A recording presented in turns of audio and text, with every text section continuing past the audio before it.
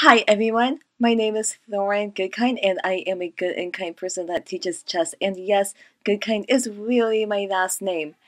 Today, what I'm gonna do is I'm gonna go ahead and play Beth Harmon, and she is the main character in the Queen's Gambit. Do you like the Queen's Gambit? Let me know. So I saw the first 3 episodes and I thought it was really good. Today I'm gonna go ahead and play Beth at age 8, and I'm going to do the challenge mode. No help of any kind.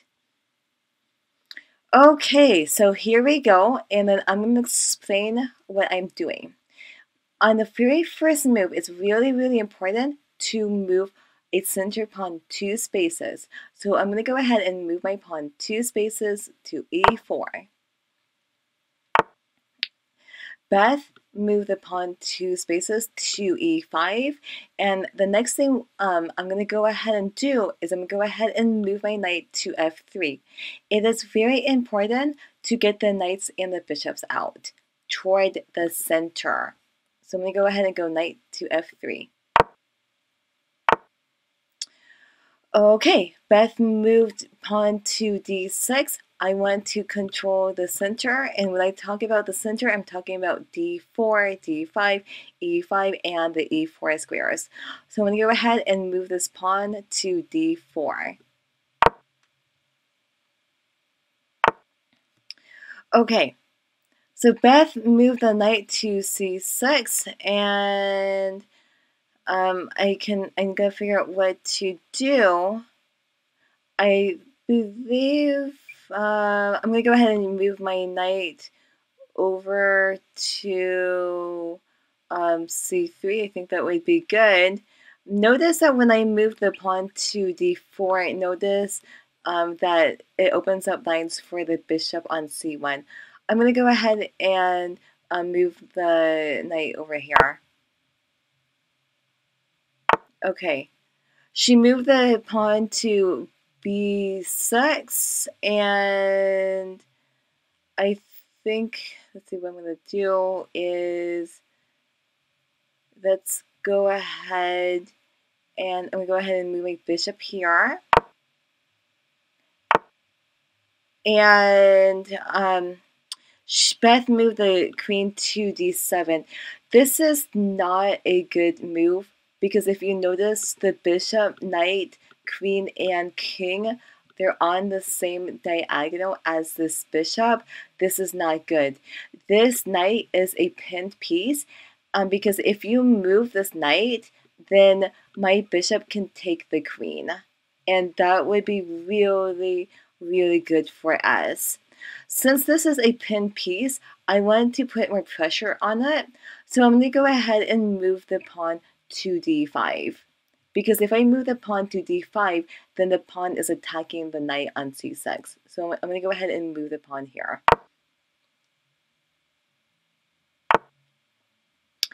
Okay, so she moved the knight to b4. And I noticed that my bishop is attacking her queen. So guess what I'm going to do? I'm going to go ahead and take her queen. And that's with check. And then her king takes it. I don't really like this move because if you move the king, then she cannot castle. Okay, my turn. What am I going to do? I think I'm going to go ahead and just castle. So I'm going to just do that. Now my king is very safe. And now she moved the pawn to c6. And should I take it? The pawn? Yeah, I think I can. What I want to do right now is I'm going to go ahead and move my pawn to a3 to attack the knight. Okay. And She should have really moved her knight. I'm going to go ahead and just take her knight with my pawn. Remember, knights are worth 3 points, and the pawn is worth 1, so I'm going to go ahead and just take the knight. Okay, so the bishop goes here. Notice this bishop is protecting this pawn. Notice that I've got 3 pieces attacking this pawn on d5. I have my knight, I have my e4 pawn, and then I also have my queen. So what I'm going to do is I'm going to go ahead and capture the pawn with my knight on c3. And my knight is in a good place. And Beth moved the king to c8. She should really get her knights and the bishops out. Okay.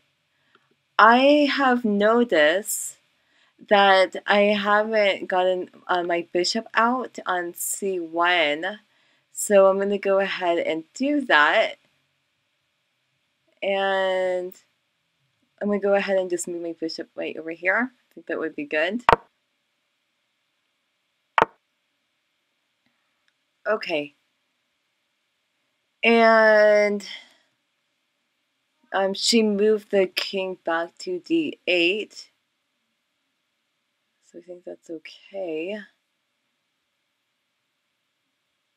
And I think I can get fancy right now.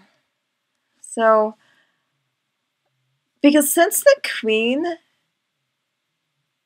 the knight, this pawn, and this king, since they're on the same line, I believe that I can just take this pawn.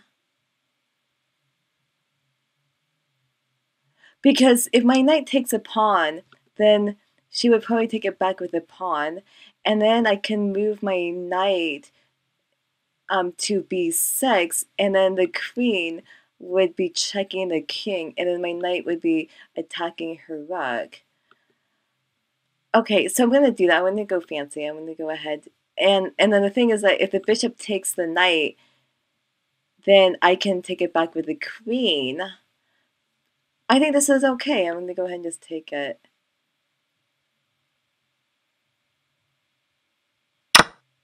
And she goes there. Okay. And now my knight is being attacked by the pawn. And when you're playing chess, it's really, really important to ask, can I safely capture a piece?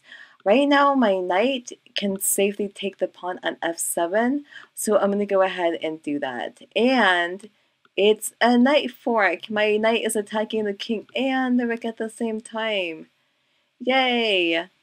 So the king moves here. I have to move my knight again, so I'm going to go ahead and just take the rook with my knight.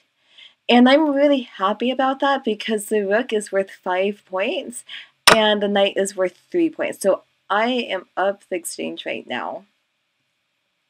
Let's continue to ask questions right now. Can I safely capture a piece? This knight is attacking this pawn, but it's not safe to take it. But I also notice that this rook can safely take the pawn on a7.